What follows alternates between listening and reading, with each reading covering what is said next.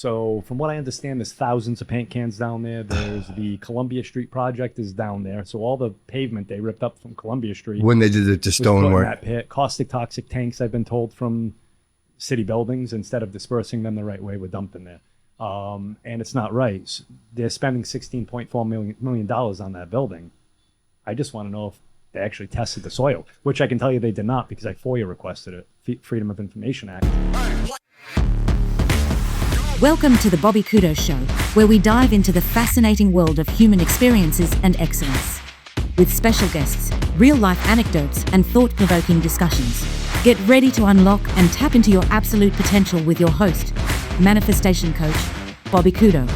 Christopher, welcome to the show. I really appreciate you coming in. You know, I understand that you're running for office. Yep. I want you to know also that that's not the purpose for you being in the studio today.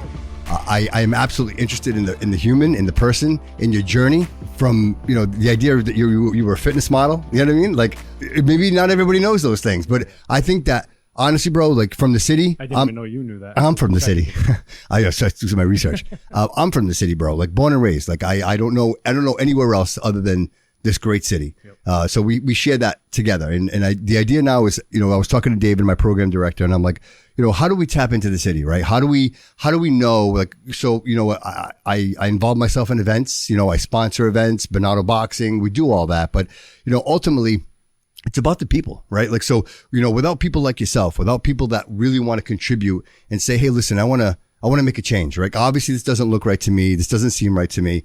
But I understand that at some point, you have to generate the passion. Yes. So where does the passion come from? So let's go back, man. Let's go back to the point where you realize that you want to play football and that you're not big enough to play football. Because I think, to me, that might have been the moment that maybe shifted your life and your journey. Am I right? I didn't play my senior year, and I was a baseball player. I'll leave it at that. Okay. A baseball all right. player, I don't want to get hurt. Okay. So, yeah. I still reach out and talk to a lot of the guys that play football at Durfee, and Taylor Brown, he's the head football coach. Yeah. And I was just baptized recently. Okay. I was saved. Thank you very much. Back in early July, and Taylor was at church. He didn't know that I was being baptized that day, and he's a great guy. He actually stayed around to watch the baptism. So we still maintain that connection, being high school kids that were born and bred here and went to Durfee High School and still bleed the red and black. Yeah, right. Well, I know that you had that struggle and you said to yourself, well, listen, I want to be bigger, right? I don't feel like I'm my body, so I think you go into the fitness journey, right? And in that fitness journey, you realize that you're not ready to give up on anything, bro, right? Like it's right. I see the pattern, bro. It's clear. It's absolutely clear that there's a pattern, right? Yeah. I was definitely on the smaller size going into high school. I wasn't a big kid. And I believe my senior year was about 240 pounds, maybe 230, 240, somewhere in there. But it was always to be stronger. Yeah.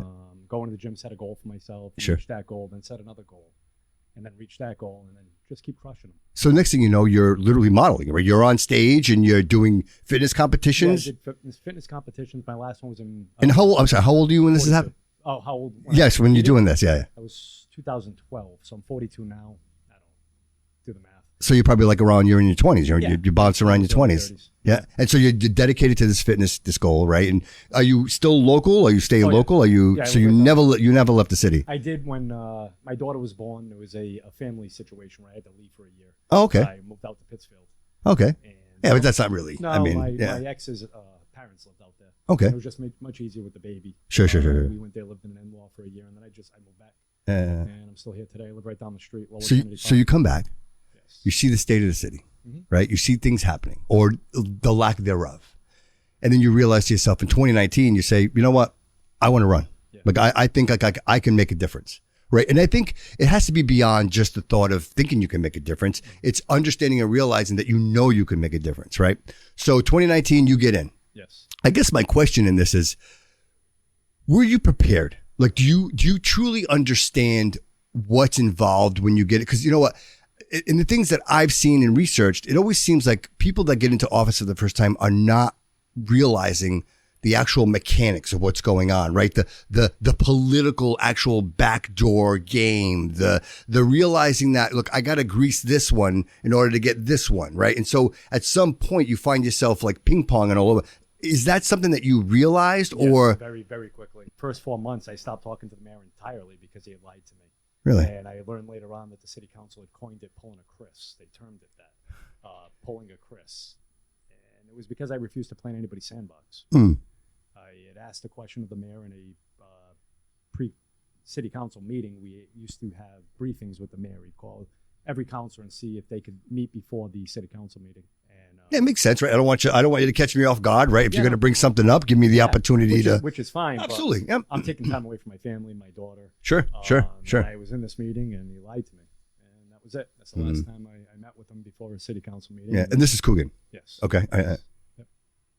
But so just to kind of paint the picture here, so you get into the situation. Now, is this the beginning of your running? I was 4 months in. So you're 4 months in. So then you're like, okay, so now I know, like, I can't work with this guy, right? So, okay, so a couple of things. And I just want to clarify, that's not my job as a city councilor, is to work with him. Sure, My job as a city councilor was to be the oversight of the city's money.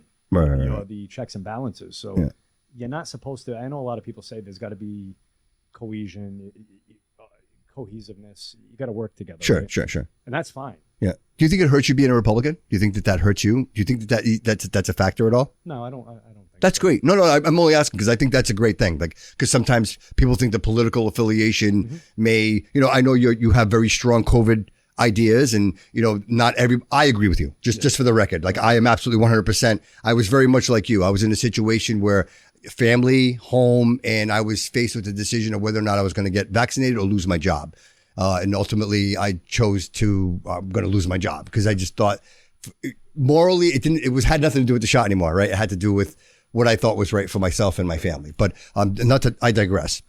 So I know that you have a strong opinion in those ways. Do you think that would hurt you in those negotiations where people are just like, well, this guy just doesn't want to play nice. He doesn't want to play in our sandbox. So originally they would say that I was just angry, and I was the mean councilor. I used to hear that all the time. I had another city council tell me, Chris, you're very angry. And I said, well, wouldn't you be? If you're lied to all the time, wouldn't you be angry as well? Well, I think frustrated and angry get misconstrued, right? Because I can be frustrated because you're not. Oh, I'm going to be honest with you. Right? Times I became angry. Well, because, and I know I'll probably make you angry when I say this, but I know, like, the incinerator project. Yes. I know that is a huge. Today. That's a huge deal. There's a lot of money that we don't know, like, what exactly is taking place. And I don't ever want to talk out of turn, but I know that is a big deal right now. And it seems like, why can't we understand what's happened there? Like, why are we? They don't want you to. There it is right there. And so it's ARPA. It's realizing that there is so much money moving around, but yet we don't see the progress, right? Like, why is it that incinerator was shut down when? Decades ago. Decades, right? And we drive by it almost every single day.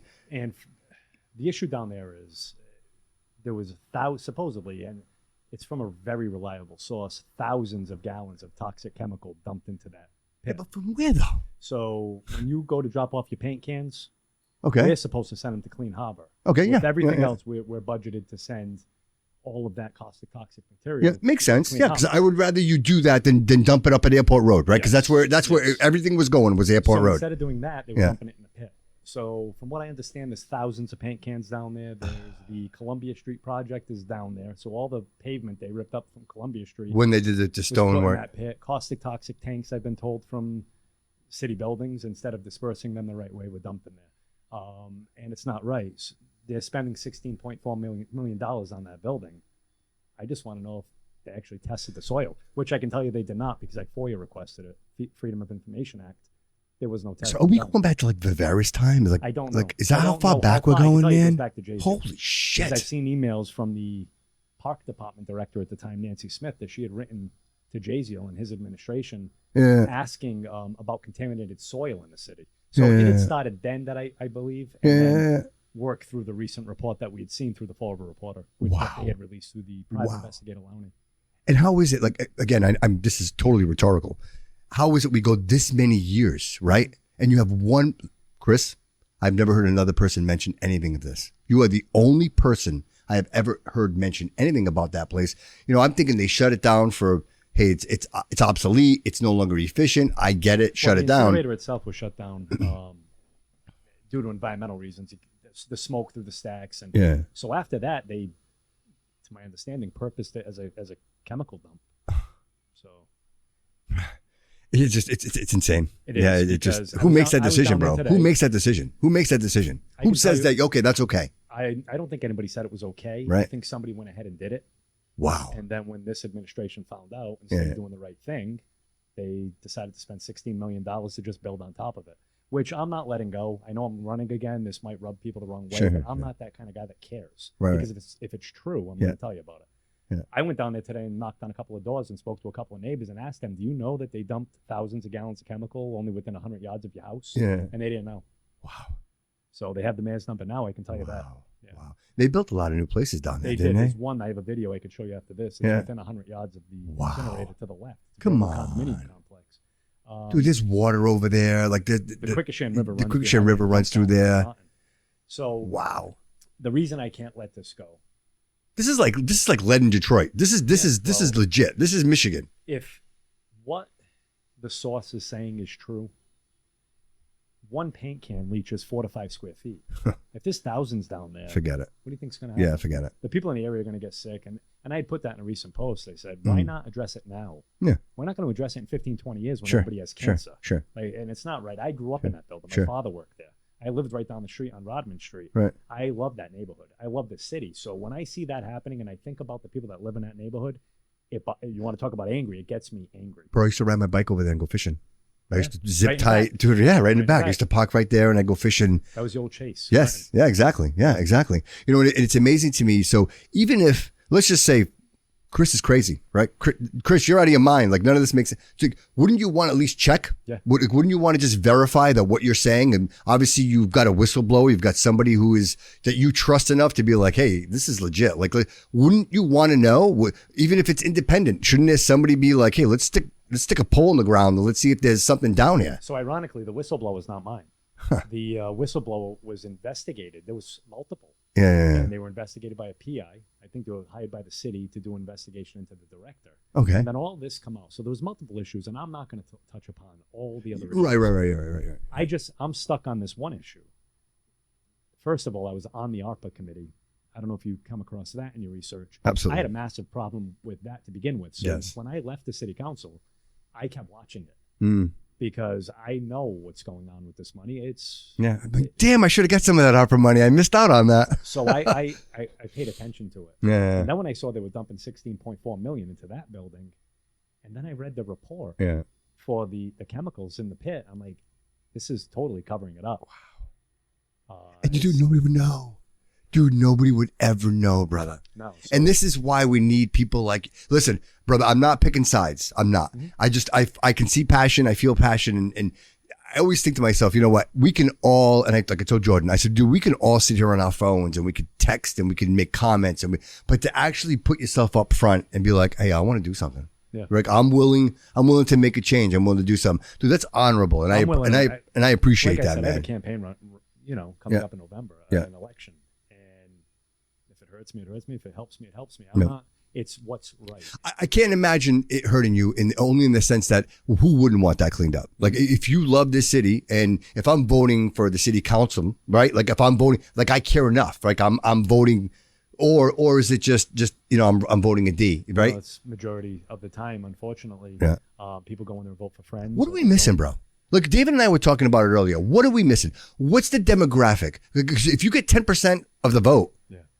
how does that make any sense? It doesn't. It doesn't. A lot of people go in there and vote for friends. Mm. They do. So my rebuttal to that is, would you give your friend, your best friend, or even your friend, the password to your savings Right. account? Would you give them the password to Right. your checking account? It's the same thing. It's a very your good point. money. Yep. A lot of people forget that. Yep. They forget once it comes out of your check, they think it's the government's. No, it's yours. Mhm. That money is there. It's allocated to the government by you. Yep. Right? Yep. So you should recoup some things from that. Like your Absolutely. streets, like Absolutely. your trash pickup. I'm on week number 8 of my yard waste being left on my sidewalk. I think this week's the first. Actually, I'm sorry, it ended at about week 8. This week's the first week that they actually came by and grabbed it. To me, that's a problem. I pay taxes. Of course. And of course. I shouldn't have to carry my bags back in because they forgot to come get them, or put up a Facebook post to shame somebody because it's been weeks 5, Right. week 6, and week 7. Right. Stuff like that, you got to get a hold of it. Mm. And we don't. We pay a lot No of taxes. accountability, bro. We pay fees Yes. that Yes. Are crazy. Stormwater fees. Yes. Yes. We deserve more for what we pay for. You know, I know Monday morning quarterback on this stuff, and that's why I don't say much of, but I don't want to sound like I'm bitching and complaining.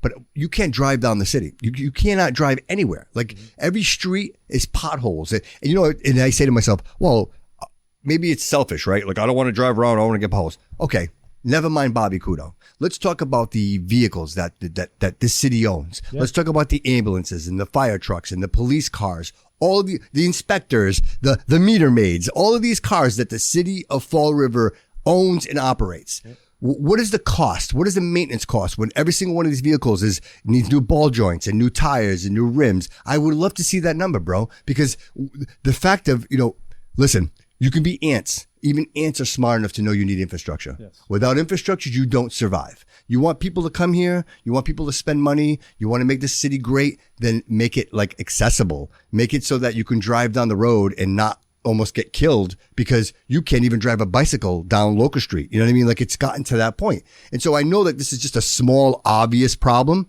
But my point is, who's accountable for that? Right? Yes, because that's a big problem. And the number attached to that is enormous. Like I would love to know how many ball joints we replaced last year. So the police department, their cruisers run 24 hours a day, 7 days a week, 365 days a year. They put, I think. Bro, have you seen Pleasant Street? Have you driven down Pleasant Street? Yeah. Look, so every time they drive out of that, right? Like Fallujah. Right. When it's not flooded. Yeah. When you can see it. Right. And that's the other thing. Where is that money? So a lot of the marijuana money is supposed to go to Chapter 90, public safety. Where is it? Why didn't we have enough firefighters when we're getting, I believe the city of Fall River took in over $900,000 last year in fiscal year 24 for marijuana money. And that's matched by the state. Yep. It's a lot of money. Where'd it go? Because our streets aren't done. I can tell you that. And we just had the CSO program project within the last 20 years that was supposed to help our sewer infrastructure. And it just looks like it made it worse. Right. Because we were digging that tunnel, right? Like we dug a tunnel through the bottom of the city. Yeah. So you mentioned, Chris, that you were responsible for a lot of the fiscal balancing, budgeting, right? Yeah. Where does that money end up? Like, so say they allocate just easy numbers. Like say they allocate $10 to fixing the streets, right? If they don't fix the streets, where does that $10 end up? Does it just disappear? Does it get rolled up into the next? It stays in the budget, and then at the end of the year, they typically kick it back into the general fund, and then you restart the budget in the next cycle. But the problem is we don't know, like the marijuana money, for instance, where did it go to begin with? We don't know where it even went. So to say if there was any left, we don't know. It's so crazy, man. It's so crazy. Looked, yeah, right. We use this 3% of local tax aid from marijuana money to do A, B, and C. Yeah, right. Because it's such a huge project, right? Something new, Facebook, right? Everybody's asking. Yeah. Every time I go on Facebook, there's a comment. Where's the marijuana money? Right. Where's the marijuana money? Right. Nobody knows. Wow. I don't even think your city councils know. You know, and it's funny because if for me personally, if all the streets are perfect, I'm almost like, well, I think the marijuana money went to the streets because I can drive anywhere and it's perfect. But like you see the dilapidation, there's no commerce on Pleasant Street, right? So this is Chris Silvia, who's running for mayor. Yeah. And I'll say this, and I'm hoping to have him on the show. I'd like to have him come in. And I hope this doesn't hurt my chances of that. But I will tell you that it was not a good look for him. Like he announces his campaign. I happened to stop in and go take a look, and he almost seemed nervous to me. He was reading, and he almost seemed like he was awkward, And I said to him, that's the first time I seen him in that light, because every time I see Chris, he's in front of his bakery. He seems very comfortable, very comfortable and confident. Yes, politics is not an easy place to be in. Right. So right.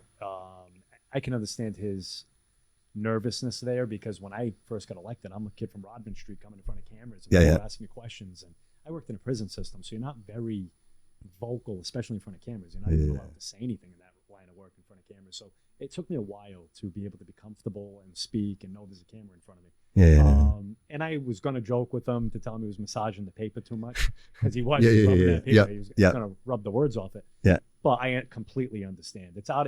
He's a cook. He owns a restaurant. Sure. Right. It's right. outside Right. his comfort zone.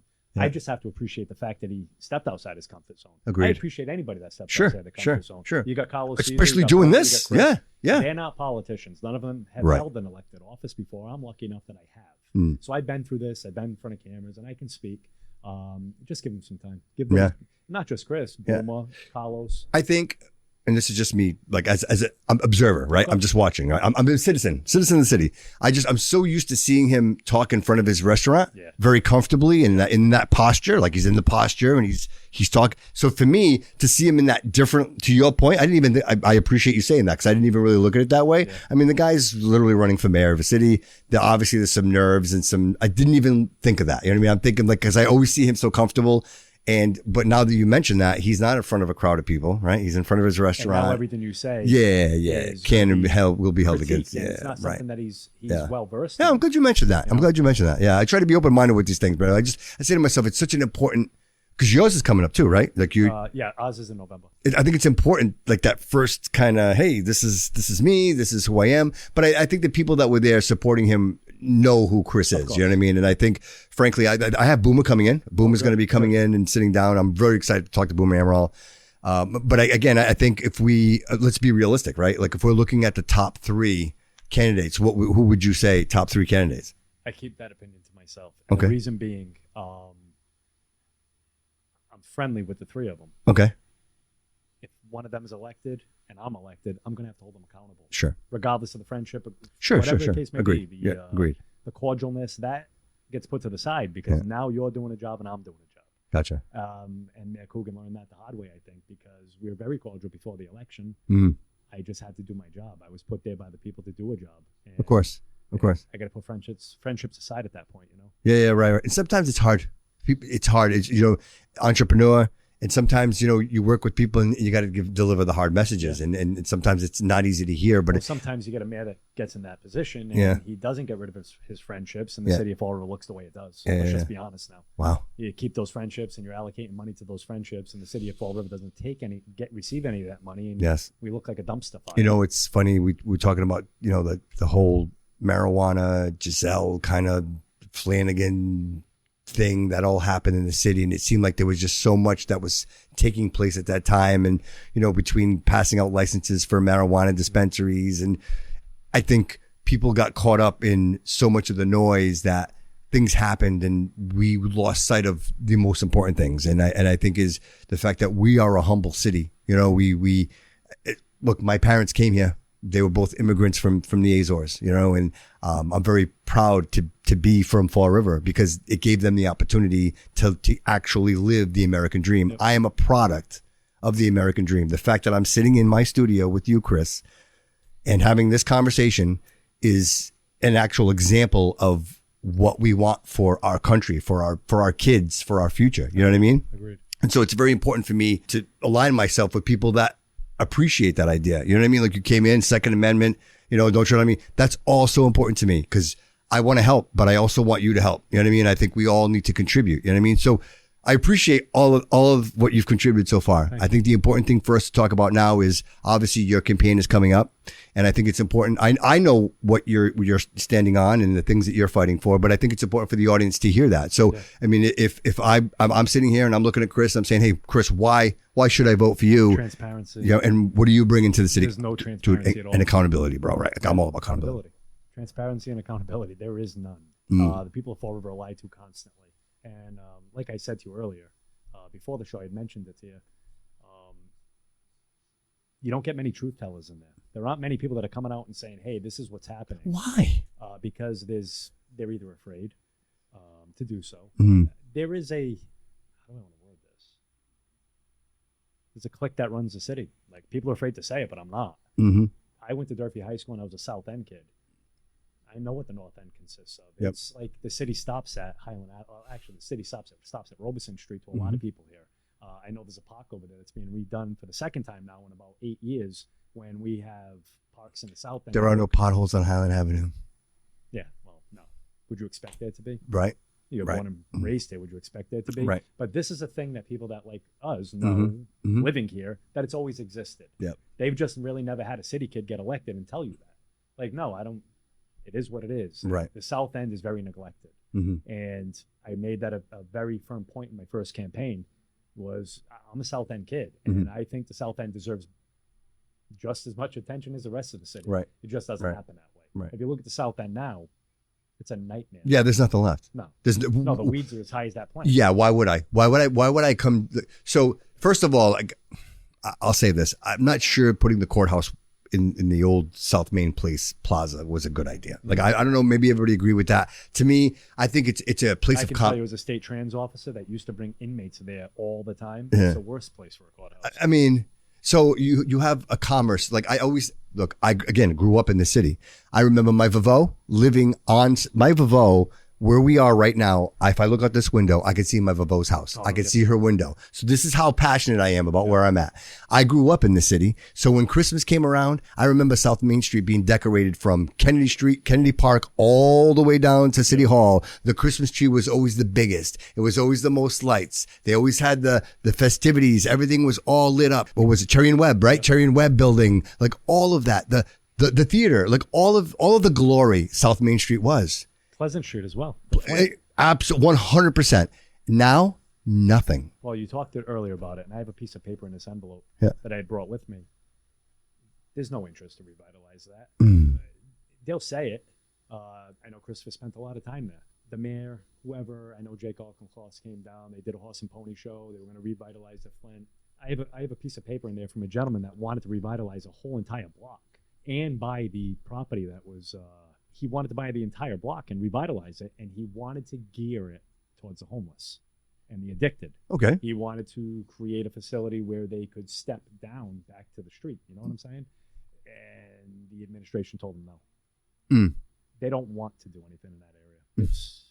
There's a lot of ADA compliance issues there as well with the storefront, so a lot of it would have to be completely, the buildings would have to be completely restructured. And with ADA, Americans with Disability. Yes. Yep. So a lot of those stores were built at times when that didn't exist. So that is a problem. It's just not where they want to dump the money because they're not going to make any money over it. So do you think, me personally, I know the answer. So long term, you don't do anything. And so now all these properties, roofs start leaking. Yeah. Now homeless people start getting inside. They're living there. So long term, it's a bigger problem. At some point, you're going to have to completely destroy these buildings. Yep. And it's all of this history that we have. And it's just gone because we're just choosing to not do anything at all. Very true. You know, I think Chris wants to bring the commerce there. I think he wants to bring it back. I know that he did some power washing and like there was... I actually have artwork up in two of the windows on that building. Oh, no kidding. Yeah, they're 80 by 47. There's a Lizzie Borden and then there's a rendition of myself with my kids. No kidding. Yeah. Is that something that you... I owned an art business up until late last year. Is that like that SoCal... I owned my own, but I operated out of the SoCal Art Labs. Okay, all right. Globe Street. Yeah, you also do like reading too, right? You read for kids too, right? I guess. You do a lot, bro. You do a lot. You don't give yourself any credit. You do a lot. You do. I try to stay busy. You do. I appreciate it, bro. Thank I you. do. Because a lot of people don't do that's much. How me and Christopher met. No kidding. Was he had a sensory paint thing that he wanted to put together for kids with sensory issues, children with sensory issues, and I went in and did a class for a paint class. Okay. It was during Christmas time of maybe 2023, I think. Yeah. Oh, if you ever do anything like that again, let me know, man. I'd love to get involved in that. Absolutely. Yeah. Support that. I'd love to. Absolutely. So again, just real quick, kind of get back on track here. Okay. So obviously the election's coming up. We talked about accountability. We talked about ARPA. We're talking about the trash situation, right? With all this toxic waste and everything just being dumped in that place. And you know, somebody's got a nice little spot over there too. See that little homeless tent? Like if you drive down 195, right? You got all the yes.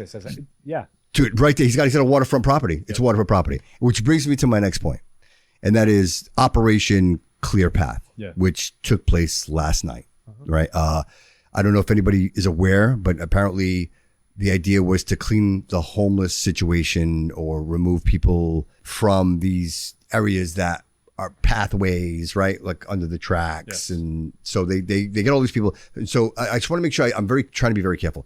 So they arrested, am I right? They arrested all these people. Am I right in saying that? Right. Yeah. Right. So these people are arrested, right? I think I saw a number of 38. Wow. 38 arrests, but I can't. I don't yeah. So that was my thing is were they detained or were they arrested? Because I think that'll make a difference, right? So I think, so obviously all these people, I don't want to paint everything with a broad brush, but let's just assume that all these people have substance problems, right? They're addicts, whatever it was. So a lot of these locations like Star, they won't accept people with records, right? Like if I'm arrested and I have a record. I don't know how that works. Yeah. I have brothers that have been in and out of the system. Yeah. I've made that public in the past. And There are programs here. I just disagree with the way things are done around here. The rail trail specifically was a hot issue for me in 2019. So I'm glad you just brought that up, because recently I read that this wasn't a political thing. So what I'll say to that is I notified everybody in 2019 when I took a campaign video down there and showed everybody the heroin baggies, the needles, the tents, the trash. And I got told I was making the city look bad. Well, how bad does it look today? That's how they shut you up. They tell you the city's look, you're making the city look bad, Chris. You're a very angry guy, you know.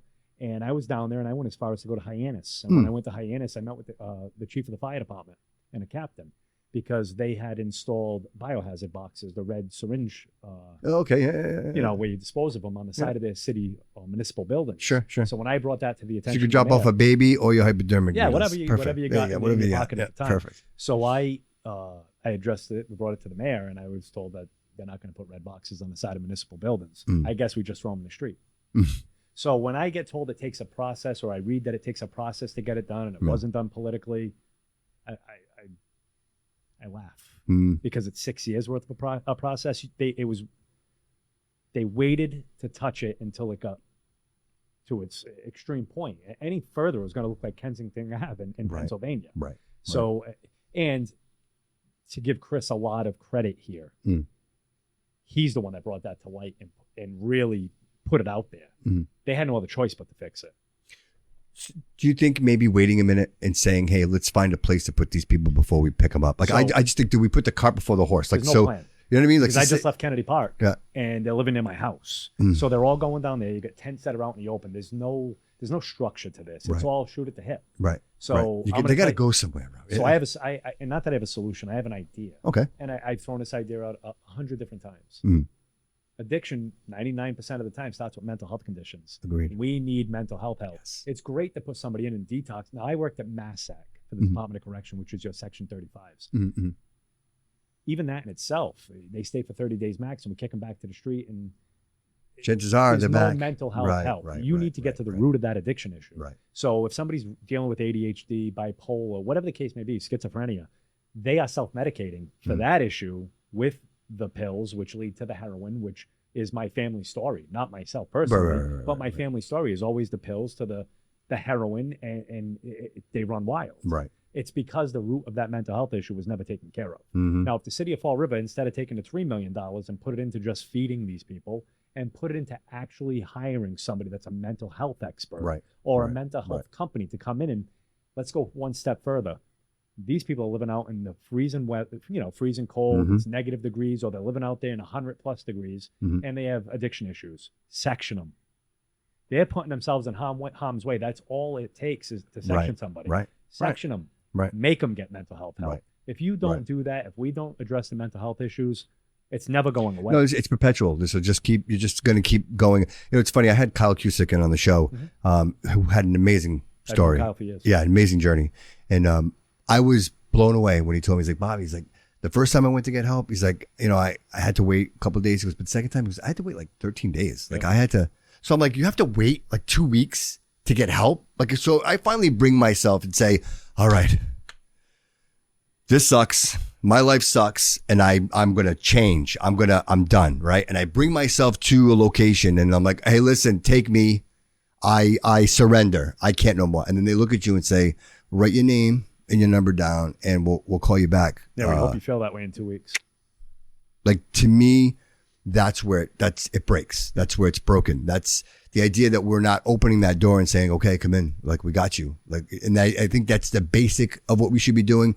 I know you talk about mental health. I know that Taunton, they had the mental hospital. I had a friend that was working there. He's like, Bobby, and this is kind of inside information. He goes, we were just letting people walk out the door. He goes, we weren't stopping anybody.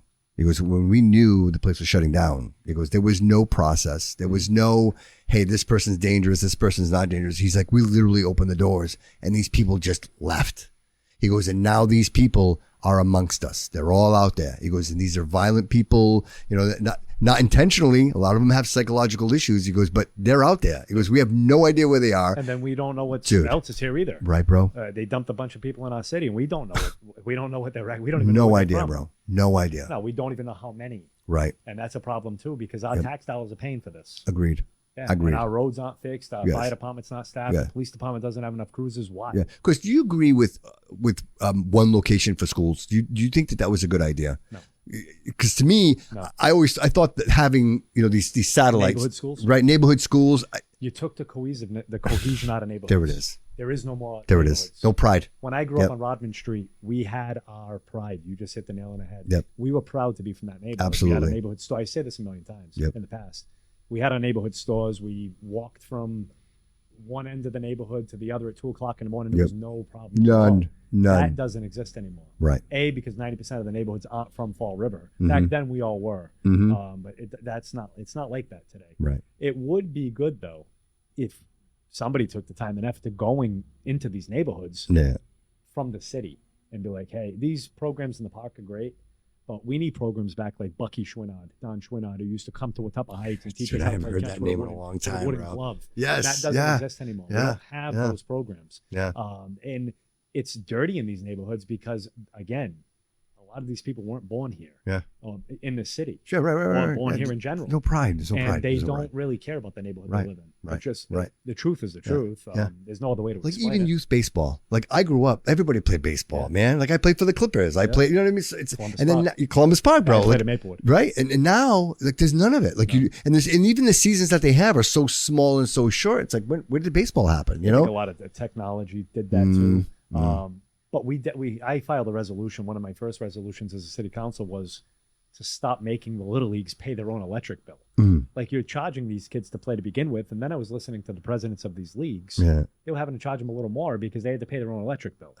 And the lights are being put on Halloween. They're being put on at night, and you don't play baseball at 2 o'clock in the morning. Right. But for safety reasons, we're putting lights on in parks, and these little league players are paying for that. So I took the burden off the leagues. We passed a resolution on it. Nobody knows that, bro. I'm so glad you mentioned that because nobody knows that. We passed a resolution, so now the little leagues don't have to pay for their own electric. That's awesome. The city needs to get more involved with the kids. It's great to go out and do political optics. It's great. There's a camera around everywhere. Sure. But you need to go down there when it's not. Right. And you got to get in there and you got to meet these people and learn what your neighborhood consists of. The people that aren't from here, you got to make them feel like they are. So when you go down there, you got to tell them, hey, listen, this is your home now. What can we do for you? How can we make this better? What can we do to that park? Let's use Pulaski. Yeah.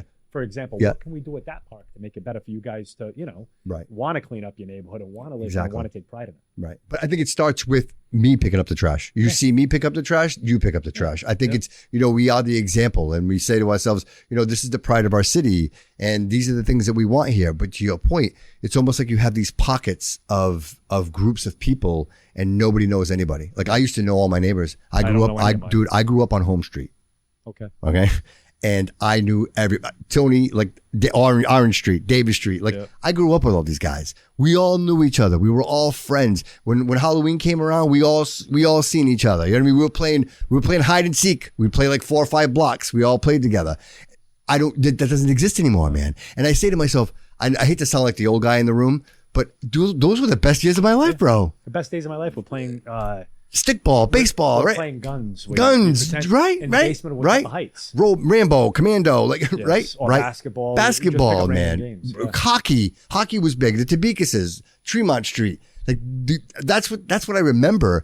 And you don't have any of that anymore. Like people are just strangers in their neighborhoods. Nobody knows anyone. I don't know any of my neighbors except for the ones that talk to me. Yeah, right. It's about as simple as I can put it. The ones that talk to me. Right. Really good friend helps me out. My neighbor to my left. I got 2 across the street. I don't know anybody else on the street. Yeah. And the turnover rate for these apartments is literally like every 3 months is a different tenant. True. So it's tough to keep that pride when these people are moving out every 3 months as well. Sure. Well, that's the good. And so let's talk a little bit more about the future, right? Yeah, so, we look at the city, we look at the Duval Street project and all that's going on down there. And to me, I said to myself, well, that's great. It's finally the waterfront. I see the value and all that. And I see the uptick and obviously in restaurants and commerce and people coming in. But I also noticed something as well. And that's why I wanted to mention to you to see if you feel the same way. It almost seems like the restaurant and market is being cornered as well. Like it almost seems like there's just groups of people that are just taking over and it's like no one else can get in. Like it's like they're literally taking over areas and it's like everywhere's a Dunkin' Donuts. You know what I mean? And so you wonder, do we decide to say, hey, we're going to open this up to people, maybe offer grants to say, hey, let's do some, maybe Pleasant Street, maybe South Main Street, or do we continue to allow the same people to just buy old dilapidated buildings? Because we allow the same people to do it. They're all awarded TIFs and ties, and they don't pay any taxes. Amen, so bro. when stuff needs to get done, Dude, you know I what? sat in a TIF and tie committee. They did not like that at all. They started holding meetings while I was at work. One day I get an email. They said, we're doing a TIF and tie board meeting. When are you available? I said, no time. I'm not available until after, I think it was 1:30. I was working 5:30 to 1:30. Yeah. I'm not available until after 1:30 on the weekdays. Yeah. Next email I get later on that week, there's a TIF and tie board meeting. 10:30 in the morning. 8:30 in the morning. There you go. Yeah, no kidding. There you go. Perfect. The Exactly. one guy that came before me, I sent it back and said no. Yeah. We bring in the investors and we do business with them, and then we keep giving them these TIFs, ties, like Amazon, for instance. We give them a TIF and a tie. Great. We brought jobs. The arrangement was, I believe, a certain percentage of the employment there had to be people from Fall River. Yep. I asked them, has anybody ever Did we check? We find out? No. Of course not. No. At the time, no. Yeah. So they're not paying taxes for the business for 10 years to be in Fall River, and our taxes keep going up. Right. Multi-billion-dollar company. Yes. But it falls on the taxpayer's back, and no. That's why I'm running again, because I'm sick of seeing stuff like that. I was going to ask you that. Like, was that what inspired you to run again? Because people I don't know. I want to give you the credit. So 2019, you run, you serve. 2021, you run again. I lost. You lost 177 votes, I think. Like 200 votes. Yeah. So then, but strange, you were offered the seat. Yes. I was out hurt from work. I got assaulted on the job. Oh wow. You were in Bridgewater? Was it Bridgewater? I was in Bridgewater at the time. Okay. Yes, and I hurt my shoulder. It's required 2 surgeries. The last surgery, they put a cadaver leg in my arm. Oh wow. Ligaments, tendons, everything. No kidding. So while you're out hurt at 100%, you can't take a job because they're going to say, well, you're not hurt. Yeah, right. So I couldn't. I couldn't take my seat back. Wow. I'd love to, but I couldn't. Wow. I've heard every rumor in the books about why I didn't. I was a drug dealer. I sold drugs. I sold guns. I've heard every rumor there was. Right. Meanwhile, the guy's getting a leg put in his arm. You know what I mean? And that's what happened. And this surgery was only this past February. Oh wow. My second one. The first one didn't take. They had to do a second one. Jeez, man. So that's the truth to it. But in politics, when people are talking about other people, just remember that only about 5% of it is usually true. Yeah, right. So, right. But that's the business, right? That's this is what it is. And the truth is, typically you see a politician, it's politician equals actor. You know what I mean? You can typically see the two. And I think that in the Super Bowl, right, in the major leagues of politics, when you talk about federal government, everybody looks the part, right? Everybody, they all play the part. But when I sit across from you and I have this conversation with you, dude, I see a human. I see someone that has passion for the city. I see a man's man, like somebody that gives a shit. And I appreciate that. Not as much as I do, brother, because it's so easy to sit in that chair and be like, hey, it's going to be great. It's going to be wonderful. And no, everything's great. No, don't look over there. Come over here. Yeah. But you're not. I want you to go look. Exactly. And I think that's what we need.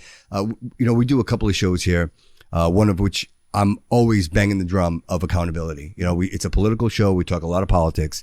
And to me, I think we're at a point now where we've seen what can happen, right? Like, let's go back to 9/11. I'm not a conspiracy theorist, but let's just go back to that point, from that to now and everything that's transpired. If you do not have some sort of suspicion in any way, shape, or form about the government and the things that they do, then you're just not paying attention. After the subpoenas that just went out over the last 2 days, if you don't have suspicion, then I don't know what to tell you. Right. Not even let's take it away from the national level, take it to the local level. Sure. Well, look at your city. Yeah. And the budget has gone up by how many percent? Astronomically. I forget what the percentage even is. Yep.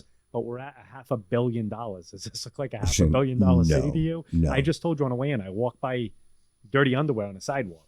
It's disgusting. The city is disgusting. And I love this city. It takes me a lot to have to say that. Yep. But you need people in office that are going to say that. Absolutely. Because those are the guys that want to change it. And the women that want to change it. The ones that are telling you the truth, like, hey, can we clean up these streets? The people that are bringing all the issues to the forefront are the people you want to vote for. Right. Not the ones hiding it. So it's purple trash bags. It's not allowing people to park their vehicles in front of restaurants, right? So, you really want to have these restaurants thriving, right? So perfect example. I happen to drive down Columbia Street, which I like to call the Rocky Mountains. Yes. And I haven't been to any of the restaurants.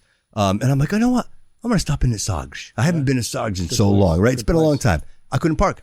There was no place to park. There was literally no place for me to park my vehicle. And I'm looking going, well, that's a parking spot, but I can't park there. Why? And there's a parking spot, and there's a bank that nobody's using anymore. And I say to myself, why aren't we looking at that going, hey, how can we help Saugus? So that like 10 people that are going to eat there drive right by and go, well, now I'm going to go down to Tequila Lime because I can't find a parking spot at Saugus. You know what I mean? I think I think that is the micro in the city. Like someone that just to walk around and be like, hey, that's not right. And hey, that's not right. We don't have that, right? So you've got this helicopter view of the city, right? And you're making decisions. People are making decisions thinking that it's helpful, and it's really not helpful. No, you can ask Councilor Raposo and Tiff, who currently sit on the council. I call them more than I call my own father. And that's just because I drive around, and if I see something that's wrong, I'm going to address it. I'm not getting paid for this. Sure. But over the last 4 years that I haven't been a counselor, I've done it many times. I just had the basketball lights put up at Kennedy Park. I love that. I was walking by with my dog down at the pickleball court. Yeah. And I was going to mention that too, because I think that's great. I think that's great, bro. Yeah. I didn't know what pickleball was until they built the court and I seen them playing. But I was walking my dog, and it was lit up like Fenway. It was great, right? Yeah. But I'm looking at the people playing, and is what it is. It's pickleball. Sure. So I'm looking at the people playing. Great, fantastic. I get around the corner. I walk up Middle Street. You get about 45 inner city kids playing basketball in the dark. And I said, nope, not at all. I walked right on the basketball court with my dog. Yeah. And I said, guys, can I talk to you? They all stopped, looked at me like I was a weirdo. Yeah. Who's this guy? And I said, listen, you used to be a city council. How long have these lights been off? They haven't been on all summer. Wow. They said, really? Wow. So I called Council Dion, and I said, Michelle, can we do something about this? And to her credit, she's always on top of things. Yeah. The next day, she was there. The next night, the lights were on. Wow. I have a problem with that. These are our kids. These kids were all 11, 12, 13 years old. But if you were walking your dog, you didn't notice that. Nobody would ever know. They would have went the whole season without lights. If you're not showing them attention at that age from the city. Whose job is that, bro? It's the mayor's job. I don't care what anybody says. Drive around your city and find out what's going on. Don't go from the government center to your house and then pretend everything's fine. There you go. You have to drive your city. You got to walk Absolutely. your city. You got to figure out what's going on in your city. Yes. He would have never have known that those lights were off. Yeah. If he didn't keep them off purposely, I would have put it past him. And I said I want to make this a mayoral bash session. No, and it's not. But like, you have to call a spade, man. It's and you see it, and it's obvious. And to me, I say the same thing. It's funny you mentioned the whole driving thing, because I say to myself, wow, if Coogan had to actually drive, right? If some of these people had to actually drive through these streets, would they say something? Would they be like, hey, wow, who's the dude in charge of... I hope not. I had to pull him out of the middle of a protest because he was in the middle of 400 people trying to talk where he shouldn't have been. Like, no. So the complacency, bro, the accountability. Like, I want to know why we have such terrible infrastructure, right? I want to know why every time it rains, you can't, like, we spent a lot of money on Pleasant Street. Yeah, it's because other people aren't making money. That whole Flint, like, you painted to welcome to the Flint. It's great. When it rains, it gets flooded. You can't even see you can't see what you painted on the, like, we have to be better. We have to get past that. And we just keep throwing money at certain things. And I say to myself, well, what happened to Forever Celebrates America? That was such a great, like, every year, like, having that event in the city. We held our family reunion on Bedford Street. I lived on Bedford at the time. Yeah. We held our family reunion on that day of the parade because everybody was going to come to watch a parade anyway, so we changed it to that date. And I think it was 15 years of a family reunion. It was phenomenal. I would love to have that back. Some of the best memories of my life were that. Like, I remember getting excited about it. You know what I mean? There was just something that was happening in the city. And then all of a sudden, oh, it's too violent. Too violent? Well, that's our fault, right? That's your fault. Like, because... keep order. If you keep order, then it's not too violent, because the good people want to enjoy it. Proactiveness. Be proactive. Right. Right. Don't worry about your police department when the numbers are at 170. Yes. When we're supposed to be at 255. Yes. People worry about the crime rate when they say, oops. Yep. We went to 10 minimum in 2009 for the PD. So we went from 12 cars to 10 cars. Yeah. When something bad happens, they're going to go, oh, we should go back to 12. Right. You should have did that in 2009. Exactly. You should have never have stopped it. Exactly. But that's how we operate here for the most part, is always reactionary and not proactive. And not to get, I don't understand the process. So I'm just mentioning it, but I don't want to sound like I'm criticizing. How complicated is it to assign the duty to like a chief of police? Because I feel like we're having a lot of struggle with that, right? Yeah. So I know the former chief of police and then the cat, like this whole thing with, and then there were guns and there were bullets and there were knives. Like I said, so I can touch upon that. I was a public safety chairman when I was a city councilor, and I filed my last resolution was to bring the police chief back to civil service because I saw this disaster happen. Okay, all right. I got separated from the chief of police because we had a really good working relationship. And one day I come out with some really good information. It was our gang numbers because the city said we didn't have a gang problem. So I said, hold my beer, and I went into the numbers. So at the time we had 1,000 known gang members, 1,000 known associates, and 2 different gangs that were at war in the city. I put it right out there. And I was told that I did the wrong thing. I was getting a phone call. So what ended up ultimately happening was they put a buffer between me and the chief. So a rumor got spread or whatever it was. And now the chief's not talking to me. So now I'm not getting information. And to top it off, I go in the station one day and then I leave. The next day, they make it so a city councilor can't go in the police station anymore without the deputy chief or highest approval. Dude. That was because I went in as the public safety chair and got the information and relayed it to the city. So that's how they block you from getting the information, is by blocking the council from getting it.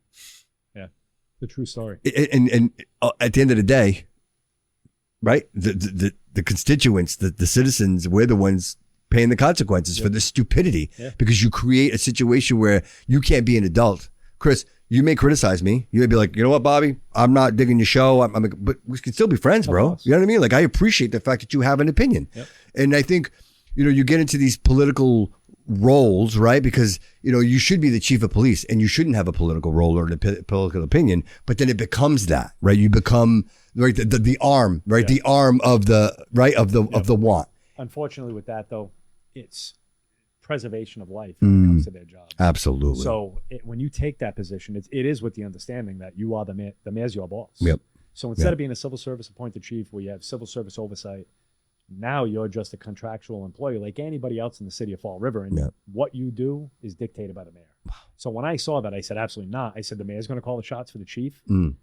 He was a vice, like he's recently said, he was a vice principal of a high school. Why should he be the one that appoints the chief of police? He knows nothing about policing. Right. So why is that his job to appoint the person, Right.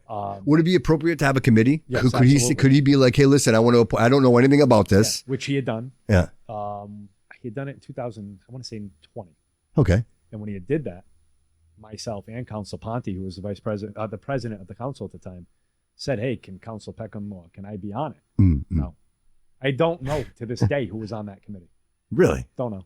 I have no idea. I think we asked him. I don't even know if I found out. I really couldn't tell you. That's amazing. But I don't know. That's amazing. Yes. So you're the inside. You're chair. part of that group. Like, you're not only that, you're just public safety. You're in that group. And how? And I was in public safety. Wow, dude, that's shenanigans, bro. I call shenanigans. So that's what. So when people said that I was overly agitated, overly frustrated, overly angry. Yeah. Why wouldn't you be? No yeah, kidding. why wouldn't you be? Because I'm here trying to do a job for the people, and you guys are just hindering that. Yeah, you think not just hindering, you're shutting it right. You think longevity has a lot to do with it too? These people it's not sitting. longevity. They get put in these positions. Like this guy ran because he was told to. Let's just be honest now. There's projects going on in the city that need oversight by certain people, so certain things can get done, and he's there. It was supposed to be one term. Now we're on year what? Yeah. 6. Yeah. Yeah. Why? The project's still going on. Yeah, and the same people are making decisions. It's the same. Like, it's funny. More recently, getting into the nitty and gritty, right? Like, who are the players? Like, what are we doing? I won't mention names, and just read the news. The same names keep coming up. The same. I call them the 5 families of Fall River. Yes, the I just same recently names. said that at a neighborhood association meeting. They all were in agreement. So it's not like this is right. It's not secretive. Yes, but Chris, if you're not in it, you're not paying attention. Yes. Right? Because I know people that are not really into politics. They just kind of let things roll. Yeah. Like, they're not part of the 10% voting. You know what I'm saying? Yeah. And so they don't know I don't said the name. They don't know the players. You know what I mean? And then you see certain things, and like the work Jessica Machado is doing. Like, I think she's doing God's work. I mean, credit to her. The idea that doing what she did and now going into her own realm on her own. I follow her on X and and Substack. And I read everything. I don't know what that is. I just heard it from her recently. I don't even know what that is. I'll send you the Substack. It's pretty much literature. It's everything that she's writing. It's everything that it's there. And it's nice. She writes well. And I think her investigative reporting, I think, is so critical right now because we don't have anybody doing that. She's diligent. She's legit. And she's, even calling out Coogan. Like, she did that interview. And I think that was very appropriate and important because people don't know the inner workings of what's actually happening. You know what I mean? But then when you have 10 people lose their lives and there's no really good reason other than you guys are trying to save money. I texted him that night. I was standing there. Like, to save money? You want to come down. You might want to get here. You got at the time I didn't know there was fatalities. Yeah. I shot him a text. It was maybe 35, 40 minutes after the fire had started. He wasn't there yet. Jeez. I was there because I live right down the street. Yeah. And I said, you might want to get here because you have a huge displacement of people. I think that was a large displacement of people. Yeah. Because it is, people said, well, why would he be there? Are you kidding me? When I was a public safety chairman in the city council, I went to multiple fires. I was at one 2 o'clock in the morning in my work clothes because I started at 5:30. Yes. It's your job to be there. It's your people. Yeah, Absolutely. and it's your job to watch. Absolutely. So the mayor, his job is to be there and view what's going on. That's where you're going to learn what's needed. Absolutely. You're not going to learn by people coming and running to you because those people are afraid to, get in a political realm. Like I went to the mayor and told him we needed manpower. Yes. It's his job. Not Chris, Silvia, not Boomer, or not anyone else will be the perfect mayor. The perfect mayor Everybody doesn't makes exist. mistakes. It doesn't exist. The person I'm looking for is the person who's smart enough to realize I need to hire the right people to do this job for me. Because, one thing I learned in my career, I'm a little older. I've had quite a career in my life and I've done many things, many different hats. And I learned in my life that, when you're managing people is different than managing anything else. You can manage a McDonald's, and then managing people is a completely different element, right? The human element is completely different. If I understand that there are things that I cannot, right, comprehend, or maybe I don't have a solution to, if I'm smart enough to say, you know what, let me surround myself with a group of people that do, then to me, the successful mayor is surrounded by successful people. Yeah, so, right? Yes. With the track record of everybody that's resigned, been fired, that's not the most None successful of that, dude. people. It's loyalists. It's absolutely It's not that. the most qualified. It's the most loyal. Exactly. And I that's think why the city looks the way it does today. right. And that's what I'm offering my audience to say, hey, listen, I think we can look at people and be like, well, he's got this. And like I mentioned to you earlier, like, I'm like, Chris looked kind of weak in that, with that speech and everything else. And then you're like, well, Bobby, it's kind of like, you know what, that makes sense to me. So maybe Chris is smart enough to be like, hey, I need to surround myself with successful people. He's actually said that openly. Right? That he would. I think I've read that. And to me, that's very appealing to me. And that's Carlos said the same thing. Yeah. And Carlos, that's running. He said the same thing. That's who I'm looking for, dude. That's who I'm looking for. I'm looking for the person who realizes they need to surround themselves with the Tony Kaderas of the world. You know what I mean? Like to say, hey, look, this city really means something. And if we're going to fix the streets, maybe we give the right to the people that live here, right? So maybe it's the Garcia construction company that's on Quarry Street. Maybe we let them do the street work, and maybe they're hiring people that live in the city, and maybe we can keep it here, right? Why are we bringing people from Boston and Chicago to come fix our streets? Like, keep it here. Why? Because Manny, like I'll just say Manny, who's fixing our streets, is going to have pride because he's going to know my wife has to drive on that. It's that simple. Bro. Yeah. To me, and that's simple. And not to mention you get the hometown discount because hey, Manny, every time it's going to be you. You do good work for us and you continue to do this, like we're not going anywhere else, right? And then we offer that the snow removal and all of these entities that we hire people for. Let's keep it here. Let's keep it local. Let's keep it prideful, where I think people are going to have commitment and ownership. Like, you give this away to somebody else, they don't give a shit because they don't own it, dude. They're not driving on it. You know what I mean? I think so. I've mentioned the entire time I've been running now throughout my campaign. First resolution I filed for a municipal audit. We need a forensic audit. Yeah. I love this, dude. I love to hear that, we man. need it because that's not going to happen until we find out where every one of our pennies are, for lack of a better statement, right? Yep. And then I'm going to call for an ARPA. I've already reached out to Doge. I'm public about that. I don't care. I sent them an email, said I'm a former city council, former public safety chair. You need to look at the ARPA expenditures. You just have to. Wow. So that's I amazing. hope they come down and do it. That's amazing. How great would that be if they did? It'd be fantastic. Wow. I shook your hand on the way in. Wow. Because the money moves. Read the article. Just Google my last name and ARPA and see what pops up. Again, won't mention names, but when it's stated right in front of my face at $69.4 million, the federal government's never going to come in and audit how we spend it. Right. Come on. Right. Come on. And then you have the CFO look at the gentleman and say, I highly disagree. Like, it's just shady. Yeah, right. You right. know? Right. This stuff will never stop until you get the audits and accountability and transparency. We need to vote out the people that are there that are not being transparent. And I think the legacies need to, I think it's time to move on. I just said it earlier. You got the 5 families of It's time to move on. Yeah. I don't think I think it's gotten to that point where they're no longer serving the people. It's not just that. I think we've gotten to a point where people are starting to realize everything. I like that. Yeah, I like that. Right? Well, people are starting to get angry. I'm going to tell you, this is the 3rd time I've run for office, right? This is the most angry I've seen people. It is. And they should be. They should be even more mad. Yes. With what is going on here. If you told me that Florida was going to vote Trump, I would have said, there's no way, bro. There's no way. Yeah. And Fall River did. Yeah, 'cause they they're voted mad. primarily Trump. And They're that speaks volumes, primarily a Democratic state in a Democratic city. You got a Portuguese city that was majority Democrat. Absolutely. They loved Kennedy. They were Kennedy Democrats. The problem is, if Kennedy was alive today, he'd be a Republican. Agreed. So when Yes. they realized Yeah, that, just like Bobby, same thing. when they realized, exactly. Yep. Probably the same person. Yes, exactly. Now they're mad Mhm. because they immigrated here and they set their, like you were just saying earlier, they set their foundation here and they spent Absolutely. all their money here and they spent all their time and effort on their family here. Yes. And the city just turned their backs Right. on them. To escape socialism. Yes. They were escaping it to come here for a better life. Yes. And then to have it and then to see it taken away again. Yeah. And now you're just punching them in the face. Absolutely. Their Yeah. properties are immaculate, but their sidewalk has, like I said earlier, Yeah. weeds that are the size of these plants. Right. Like, come on. They shouldn't Right. have to go out there and do that. Right. That's our job. Right. And to that point, the DPW is not staffed to the point that it should be, DCM. Yep. We minimum staff all these departments because they allocate the money elsewhere. Right. So the city looks like it does. It's not rocket science. If you put this major issues that have your allotment for money should go to certain places within your budget. Mhm. Water, sewer, public safety, and those.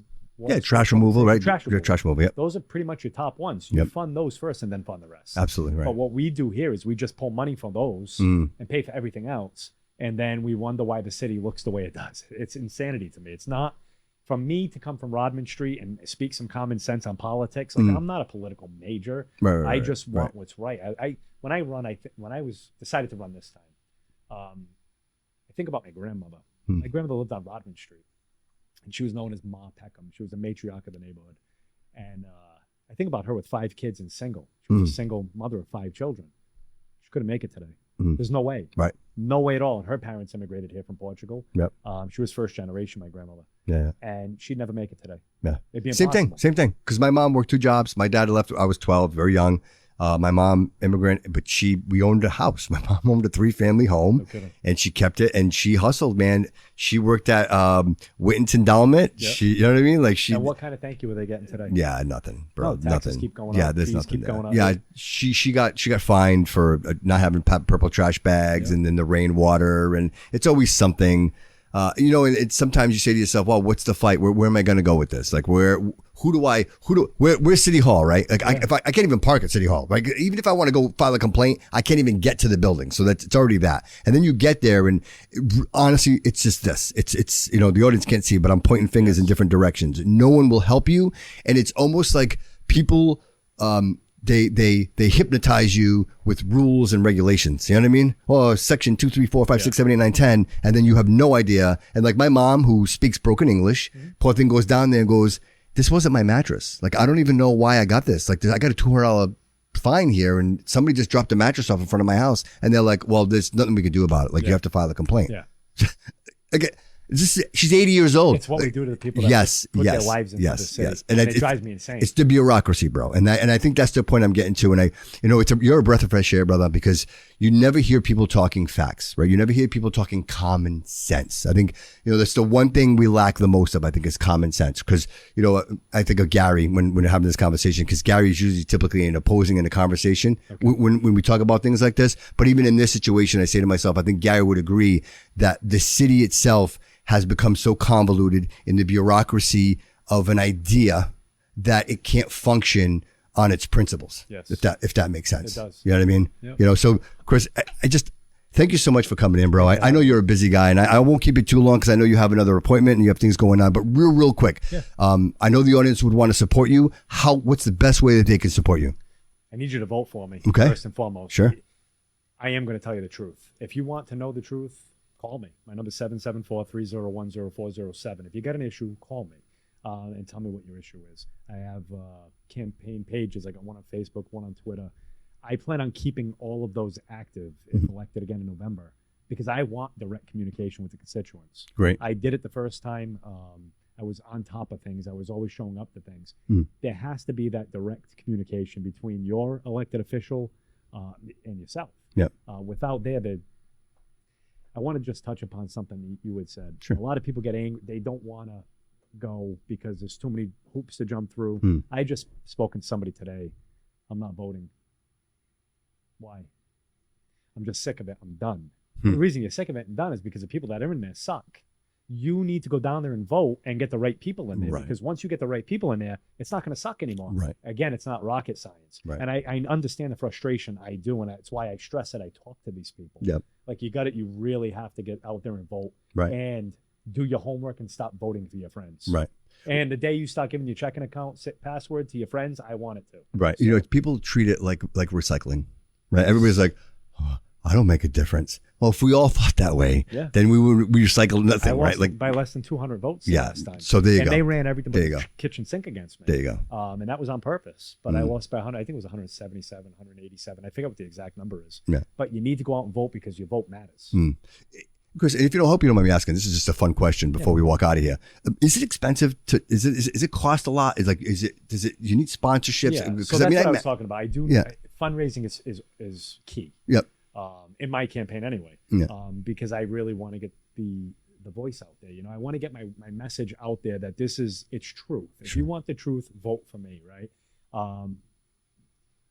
The average campaign, I don't know what the city council campaign costs. It's not that bad. Sure. But yes, you do need.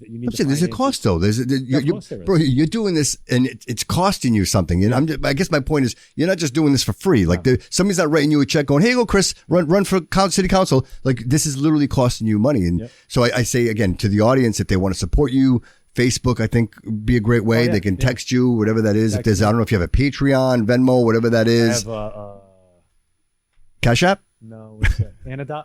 Okay. Anadot.com. Okay. And then I have a QR code on my fundraiser flyer, which is September 5th from 6 to 9 at the St. John's Athletic Club on Rodman Street. Oh, great. It's a spaghetti meatball dinner. Okay. But yeah, that right now, that's the best way to support me. Listen, $5 helps, $20 helps. Are you going to be doing a lot of events, or do you plan on doing a lot of events? One, maybe two. I'm not sure, but maybe one. Well, you let us know, right? One. You let us know? Absolutely. All right, we'd like to be a part of that. Like I said, September 5th from 6 to 9 at St. John's Club. Okay. Yeah, we'll be there. We'll show up. We'll show up, dude. I appreciate you, man. Listen, much like I told Jordan, I have a passion for the city, and I could see you do as well. I got it tattooed on multiple parts of my body. There you go, my man. Like that's legit commitment right there. I got the Bridge on the back of my arm. It says Troy City under it. I love that. Yeah. I love that. And people don't know that's the original name of this. Right? The city, right? At one point in its history, until the North Enders got mad that it was named Troy City and turned it back to Fall River. So that's the truth. This rivalry's been going on for decades. Yeah, I love history. So right. Yeah, listen, I grew up in it. Like it was always the same. Like you always the North End, South End. You know, it's for me. It was funny because again, I told you I grew up on Home Street. Yep. My Vavo lived right over here, so it's kind of like I went to Morton, so I was embedded with that whole North End concept and the parties, and so I get to see the inner workings of what actually happens. I was not to talk anything, but I was in the Heron era, like Chris Heron, Mike Heron, and his dad running. You know what I mean? He was involved in politics, and I was in high school with these guys. I graduated with these guys, so I got to see exactly what that side really, how they function, and how it really. And if you don't know, you don't know, bro. But it's a completely different. Lifestyle than what we're typically used to here in the city, but it is what it is. And I lived on Rodman Street, and we moved to the Flint on Colville, and my father said we moved on up like the Jeffersons. Wow, this is no kidding, moving right? on up. You had the 7-Eleven over there, dude. You can go there anytime you wanted. Yep. Chris, thank you so much for being here. I really appreciate it, bro. And again, if you want to support the show, go over, like, follow, and subscribe to The Bobby Couto Show, Apple Podcasts, Spotify. I mean, it's available anywhere. And of course, now we're doing the videos, and what we're actually working on now is putting the videos on Spotify. I know a lot of the audience has been asking for that. So we're working on that now. We're going to make that happen. But until that happens, we'll be broadcasting that on YouTube shortly after we do the audio file, because fundamentally, I'm a podcast first, and that's what the show is. And people love the video, but to me, it's fundamentally, it's a conversation, and I love to tap into the journey, bro. Thank you. I tell you what, man, you did not disappoint, brother. I like I said, I did the research, and I was very interested in the person. You know what I mean? And honestly, bro, you're exactly who I thought you would be. You seem like a stand-up guy to me, and quite frankly, I think the city needs more people like you. Thank you. I think the people that are in the shadows, let them hide in the shadows. And I think we bring it up front, and accountability will thrive. And I think the city will do great. And again, people like Chris, people like Boomer, Carlos, all these people that are stepping up. These are stand-up people. You know, typically you look at these people and you're like, wow, who's that running? Who is that guy? These are stand-up people. And I think we are fortunate that people that actually genuinely care about the fate of this city are now running for office. I think the past is the past. I think we've learned.